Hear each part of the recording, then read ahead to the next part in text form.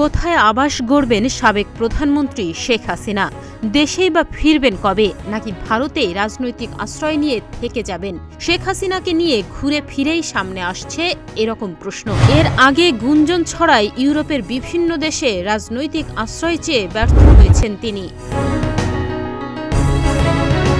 জানা গেছে, শেখ হাসিনা এখনো পর্যন্ত অন্তত 4টি দেশে যাওয়ার চেষ্টা করছেন। যুক্তরাজ্য, সংযুক্ত আরব আমিরাত, সৌদি আরব অথবা ফিনল্যান্ডে যাওয়ার চেষ্টা করছেন বাংলাদেশের সাবেক এই প্রধানমন্ত্রী। অস্ট্রেলিয়া ভিত্তিক ওয়েব পোর্টাল দ্য কনভারসেশনের প্রতিবেদনে এমনটি বলা হয়েছে। তবে এমন কথা আগেও ছড়িয়েছিল বিভিন্ন গণমাধ্যমে। সেই সময় যুক্তরাষ্ট্রে বসবাসরত শেখ হাসিনার ছেলে সজীব ওয়াজেদ জয় জানান, তার মা আপাতত কোথাও যাচ্ছেন না, কোথাও যাবার জন্য আবেদনও করেননি। নির্বাচনের তারিখ ঘোষণা হলে তিনি দেশে ফিরবেন বলেও জানান জয়।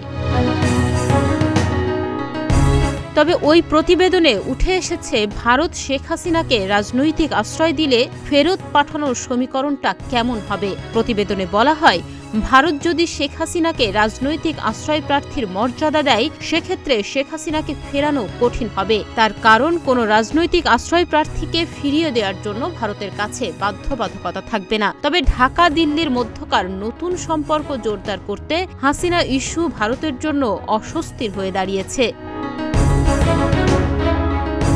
এদিকে ভারতে শেখ হাসিনার অবস্থান নিয়ে নাখোশ বিএনপি, জামায়াতে ইসলামী সহ শীর্ষ পর্যায়ের রাজনৈতিক দলগুলো। শুধু তাই নয়, বৈষম্য বিরোধী ছাত্র আন্দোলনের শীর্ষ নেতারাও হাসিনাকে বিচারের কাঠগড়ায় দাঁড় করানোর কথা বলছেন। এখনো পর্যন্ত শেখ হাসিনার বিরুদ্ধে শতাধিক মামলা দায়ের হয়েছে।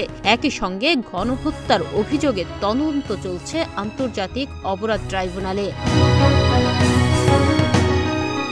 এমন আবহে ভারতীয় সংবাদ সংস্থা পিটিআইয়ের সঙ্গে এক সাক্ষাৎকারে হাসিনাকে ভারত থেকে ফিরিয়ে বিচারের মুখোমুখি করার কথা জানিয়েছেন অন্তর্বর্তীকালীন সরকারের প্রধান উপদেষ্টা ড.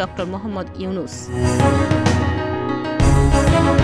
গত জুলাইয়ের শুরুতে বৈষম্য বিরোধী ছাত্র আন্দোলনের ব্যানারে সরকারি চাকরিতে কোটা সংস্কার আন্দোলনে নামেন শিক্ষার্থীরা। ওই আন্দোলন দমনে ছাত্রলীগ সহ তৎকালীন ক্ষমতাসীন আওয়ামী লীগের বিভিন্ন সংগঠন ও আইন শৃঙ্খলা রক্ষাকারী বাহিনীর হামলা নির্যাতনের এক পর্যায়ে তা সরকার পতনের আন্দোলনে রূপ নেয়। কোটা সংস্কার আন্দোলন দমন করতে গুলি করে মারা হয় শিক্ষার্থী সহ বিভিন্ন শ্রেণী পেশার মানুষের।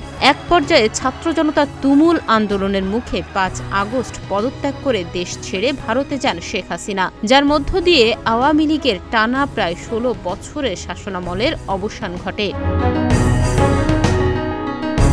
ডেস্ক রিপোর্ট, প্রতিদিনের বাংলা।